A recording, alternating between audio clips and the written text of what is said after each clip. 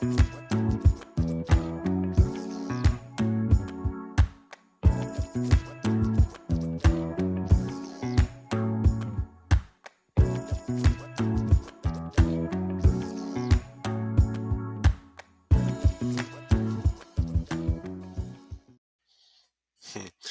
guys. How are you? Something's going on with my cable here. Hello, and happy long weekend for those of us experiencing a long weekend. Today is a holiday in many countries. I'm not sure which ones. Well, of course I know, like Canada and US, but yeah. Anyways, I just wanted to come on here very quick and discuss some things, discuss some new developments in my business, also new exciting developments, of course. And it's all about growing. It's all about growing steadily, but in the right direction. And I think I've that got that a little m- mastered. But I mean, of course, um, over that's the thing about LinkedIn and sales. It's all like a lifelong process, right? That each and every one of us get better and better no matter what, right? So whatever is holding you back is all up here, right? All up here. So this weekend, what did I do this weekend? Okay. This weekend I just did the regular thing a regular human does. Um, I delved into AI a little more. I'm experimenting mid journey and making selfies for creators or making AI avatars for other creators and also like I'm getting into like AI generation art for my own post and I see like an impact on their engagement and it's like really captivating and eye catching too, right?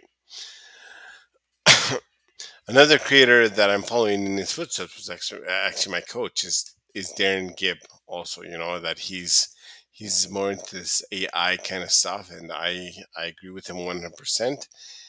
And also, I've been experimenting with Chat GPT a little more and discovering more prompts in Claude and other tools like that to really make my content creation a little bit more simple and a little bit um, more easier, right? Of course, you don't want to replace ChatGPT's message, for instance, with our own, right?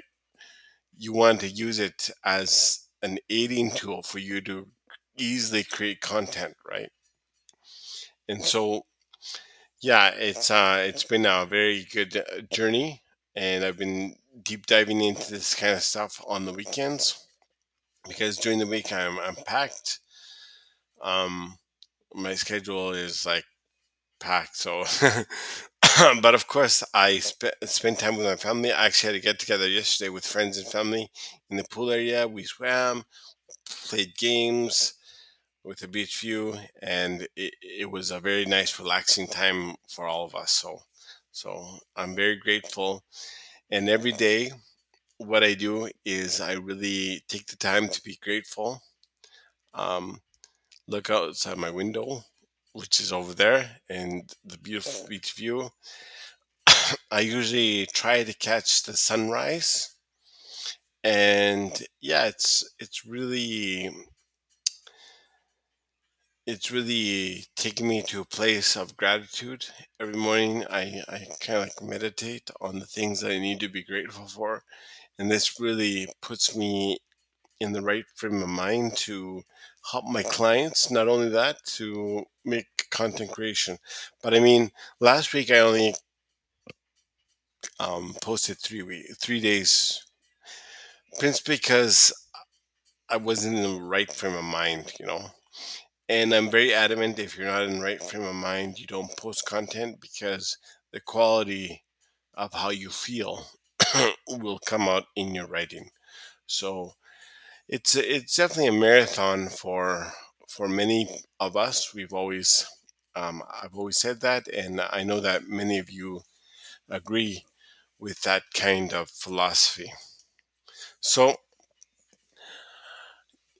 I just wanted to take a moment to talk about my journey when starting out. I know that um, if you've been involved in this platform for under 6 months or just starting out, um, that that anxiety, I call it the starting anxiety, that excitement will allow you to propel forward. And by all means, feel that excitement, and it's just like you feel motivated to continue on and stop at no matter what because you're new at your journey, and you want to really build your business as quickly as possible. Even if you think that business growth is slow, of course, like usual, there are still some things that you can avoid in your journey to avoid the pain and the mistakes like I have. Um, One of the biggest mistakes that I've made along my journey in the first year is really be direct, being direct. Even though I wasn't like pitch slapping, sorry, it's just last couple of days I've had like a chest cold, but now I'm over the worst. So being too direct, like what do we mean by being too direct? I mean you're not pitch slapping, but you're just being too direct in asking your leads questions and asking your clients questions and exploring like to work with them in a direct way. What do I mean is there's certain types of questions that you need to ask in order to get your ideal leads point of view and your ideal leads point uh get their challenges, of course, but we can be phrasing this in the wrong way, in a direct way, and telling them advice in just blurting it out. You're doing this wrong, blah blah blah blah. Well, one could say, "Well, that's just me," and take it or leave it if they want to work with me or not, whatever.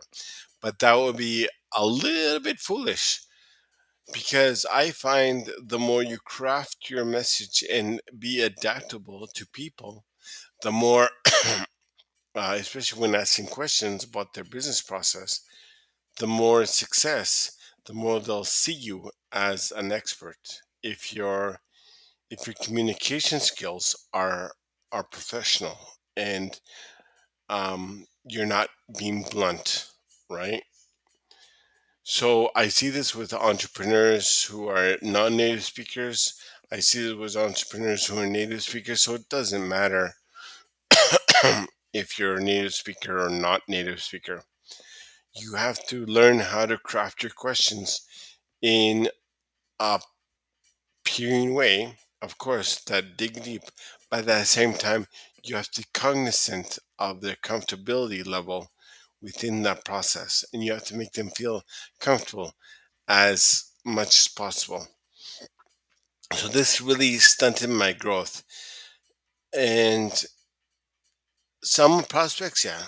I mean, some of my ideal leads can take it. Some of my ideal leads, I'm very uh, not direct, but I'm direct in my questioning. I'm direct in finding out more information, and I know that they can take it, right? Obviously, others, I have to like really think about the way that my questions come across and my advice comes across, you know, because we can be offending people without even knowing, and then they might not work with us because of the result, right? There everyone has an ego, right? Of course it would be lovely, very lovely to live in um, a world where men and women alike obviously don't have egos, and everyone's like I'm the number one person to say that I have an ego and I'm constantly fighting with it to continue, right? I'm the number one person. So if you're reacting to this live right now and disagreeing, hey, I'm the number one person that has an ego, especially when a person gives me advice. But then I think it over and then I apply what's good, right? Of course, you have to look for the right people to give you advice too. Like I mentioned in my post before, if you're a beginner LinkedIner and you're taking advice from another beginner who's a LinkedIn person, well, no offense taken, but that's kind of the blind leading the blind, right? Like, oh, a blind person leading another blind person, right? So yeah, we definitely have to find a way to cut through all the noise and apply advice that really works, right? So that's so that's really what I discovered in my process, in my journey to really advance, right? Second mistake is really listening to the wrong people. How do we know that they're the wrong people? By our comfortability level when working with them. If every sense of our being is screaming, "Don't do it! It's uncomfortable," and blah blah blah. Well, then don't do it. Don't work with that person. Don't hire them as a coach. They're not in line with your beliefs and values. Choosing a coach should be easy. Should be an easy process. And just like in a relationship between two people that should remain nameless. I mean, I'm just giving this as a hypothetical, right? Whether you're a man or a woman, right, and you're seeking a relationship with a person, and you're constantly covering these red flags about them. Well, this red flag, this red flag, this red flag, this red flag, this red flag, but you're constantly trying to understand them and thinking that they will change in the future. Let's say if you get married or if you decide to form a long-term relationship with them, well, then those red flags will continue and make your life a living hell. So, in in that kind of way, we have to look for coaches that are in line. I just gave that as an example, of course. You have to look for coaches that are in line with what you believe in and what your values are. And again, I made this mistake. I made a terrible mistake first year of my journey working with a coach that promoted direct strategies and actually helped me formulate message for automation on LinkedIn for pitch slapping. How can I make my pitch slap better? And so this went against all the fiber of my being because I don't believe in pitch slap from time and again. Actually, when pitch slappers slap me, I do what Richard Moore does. I don't know if you've seen what Richard Moore, um, like Richard Moore is like a very capable social seller here with thousands of followers. And if you don't know who he is, and I encourage you to follow him also. Um, he made a post about converting piss slappers into clients, and so I mean, from the beginning, I've always done that, right?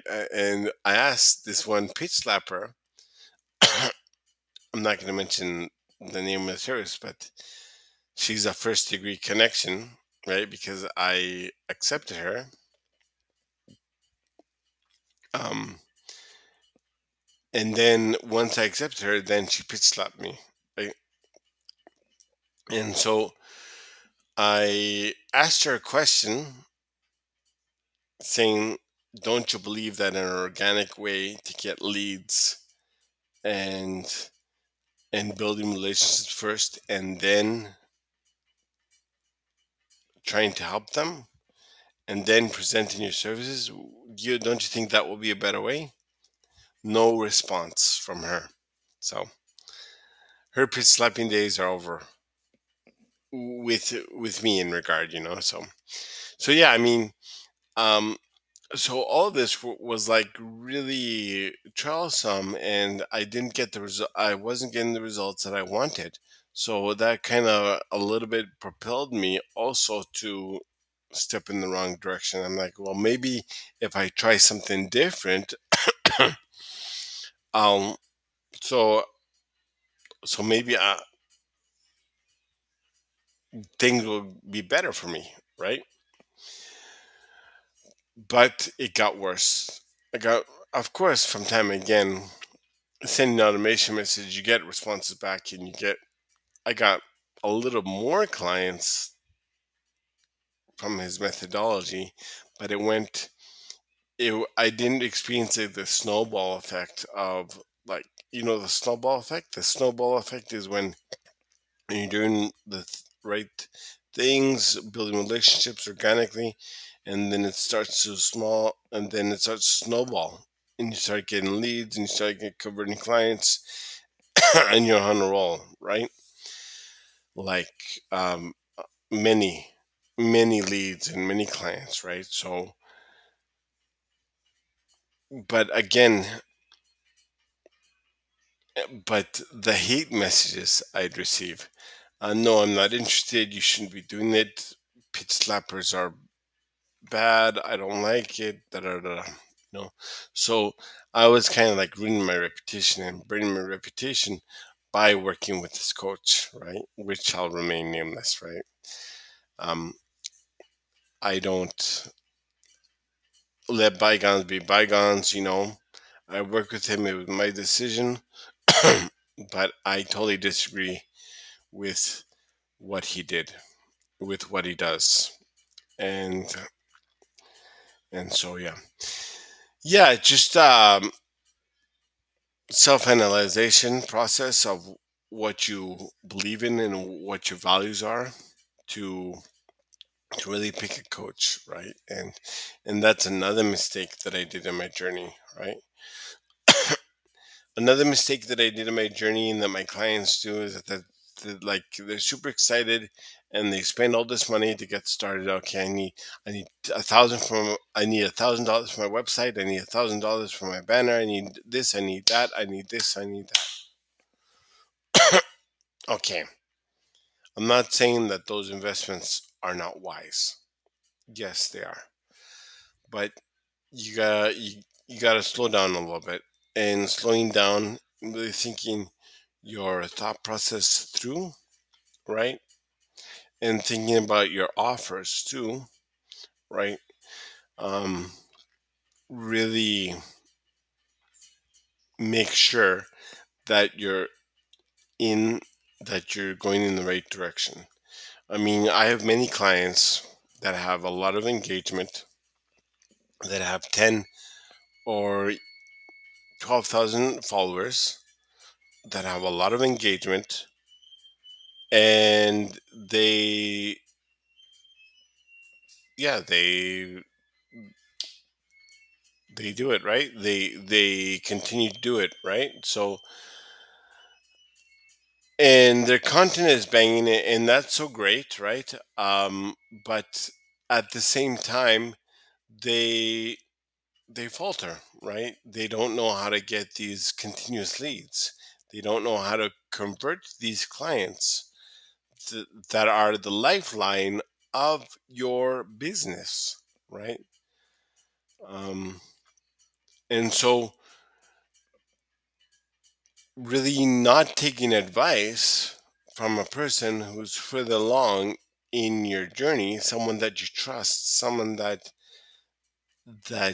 is in line with what you believe in, might be a mistake also, because it might save you heartache and a lot of work. Because I mean, like, again, you could be working hard and working hard toward that direction, but if you're not getting leads, and if you're not converting clients, which are the main things, well, then your process could be in vain, right? So, yeah, I mean, it's all about self analyzation, or self-analyzing your process and being hypercritical about your process, right? To really excel in getting those leads and getting those clients, right? So, and then once you, I'm not saying that you won't have results in the next 6 or 8 months or a year. I'm saying that it could take longer, right? So, so if you've been on LinkedIn for less than 6 months, or if you're just starting out, you gotta space it out. You gotta make goals for like 2 or 3 years down the line, because even even if you're seeing rapid growth, um, in like engagement and in like impressions, and you have a couple posts that go viral, that's great. All of that is a great sign, right? But again, I like, it's not just me that's saying this, right? It's experts like Richard Moore. I like delving into Richard Moore's content. He's like the ultimate guy for this kind of stuff. His latest post was about like going viral, right? And and how much impressions you get on your post doesn't really translate into converting clients. and and I totally agree with him. And he's constructed something marvelous. And so the more that we seek out creators that are in line with our values and principles, the better. And of course, um, building a relationship with a lot of people, including supporters, is so important, right? But again, as my post uh, tomorrow is going to outline, it's so easy to get lost in supporter land, right? It's so easy to get lost in the euphoria that we experience, in the emotion that we experience when we see, wow, look at my impressions, wow, look at my engagement, and this is exciting. But again, this does not translate into converting clients. This does not we may get a couple leads, but what if we can't close them, right? So I'm not saying that you should focus on the negative. I'm saying that you should focus on the positive, but at the same time being realistic and focusing on on the possible negative outcomes, right? Have a balance, right? Because if we're so blinded by the positivity, just like that person that you're dating showing all these red flags, and we go forward, well then disastrous things may happen. So the disastrous thing that may happen in your business would be not pursuing and giving up in your business, because you put all this effort and you put all this, well, money. If you spend a lot of money, some don't, and I mean, but it depends on how much you spend, right? If you spend like money, you spend time, you spend resources, you spend a lot of time putting and starting your business. And further down the line, fast forward, even if you think business growth is slow, fast forward to like 6 or 8 months and you're still in the same position, and you're not getting the leads, or you're not getting converting clients as much as you want to, well then, time to slow down and really analyze other creators, and really analyze the people who comment on your posts. Really analyze the audience that resonates with your content also. Like the majority of people that resonate with my content, I'd say, are lurkers. Sometimes they like my content and sometimes they comment on my posts, but they're lurkers who see my content. I get about 1,000 to 10,000 views on my content every post, and I know there's a big difference there, right? But I mean, my last post did 1,500. There's some videos that did um, up to 9,000, up to 10,000, up to 10,000, and in the middle there, like 3,000, 4,000, depending on what post, right? But yet, I find that I'm continually trying to resonate with my audience, not only my supporters, because they're my supporters, but with my ideal clients in mind, right? So that's why I'm having all this influx of leads coming in, inquiring about my services, because I'm trying to find a way to resonate with my ideal clients, not only my supporters, right? So, and you got to really think, are my supporters going to turn into my ideal clients eventually? Well, we never know, right? But it's a good thing to think about in the way that we craft our message in our content, right? So it's so easy to get 100% involved, engaging in our posts, commenting on our posts, and we have 50 or more comments, and we're spending time on this. But if that is not translating into conversions, then why are we doing it? Just for engaging? Just for engaging with people and engaging with our supporters 100%? I mean, it's something to think about, right? I'm not saying that you shouldn't engage with your supporters. Supporters are a very important thing in your LinkedIn journey. I'm saying try to find the right balance and dedicate time to find your ideal leads on LinkedIn too. And if you need some more help with this, I'm going step by step with a carousel that I'm going to post tomorrow. So stay tuned for that. So yeah, well, in conclusion, we gotta work hard, but we gotta take steps in the right direction, right? And we always gotta find coaches that we align with and take advice from them, right? Um, some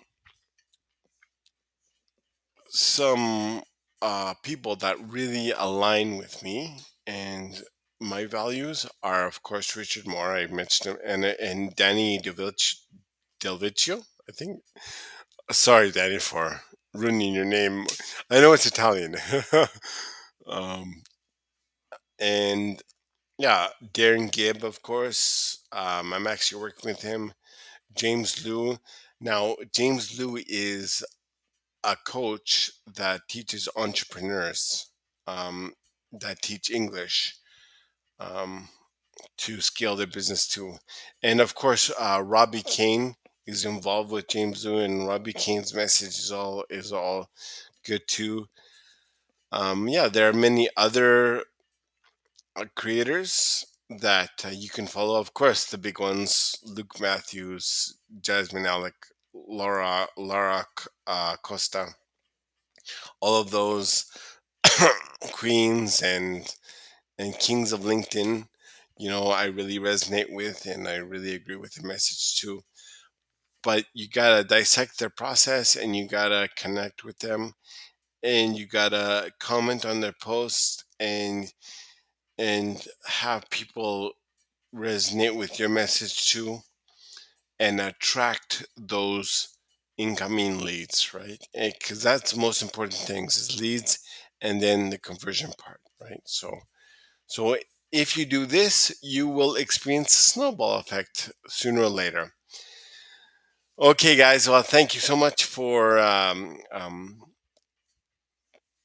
sharing this moment with me. It was very special indeed.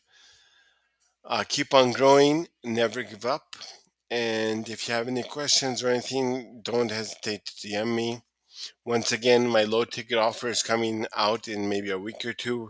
I'm still working towards the way it's going to be laid out, and I haven't told this, is really like some training videos. Well, first of all, it's going to be like uh, maybe two or three training videos for my DM process because I sent out a poll. Um, what would you like to see in my low ticket offer? And the majority of the votes got uh, to outline my step by step DM process from the start to the beginning, and from the start, from the connection message, all the way down to them booking a call. And the majority of them ask me for a call.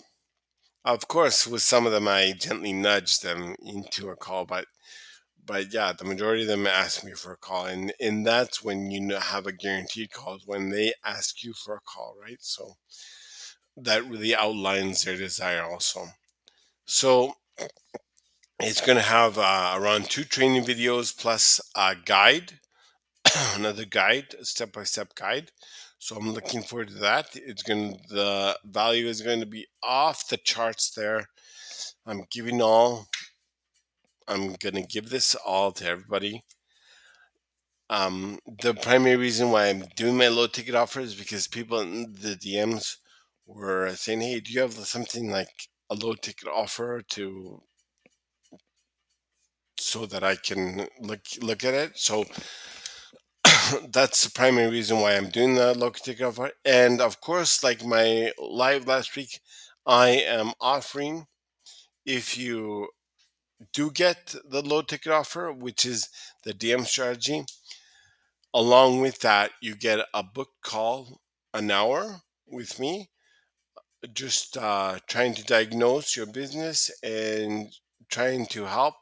It's going to be more like a collaboration, another person that you can really talk to, and also to see if I can support you in any ways, shape, or form, right?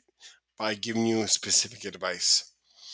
So, thank you very much, guys. Have a great day today. Tomorrow's another day. Let's get them. Let's be successful. And bye bye. See you soon.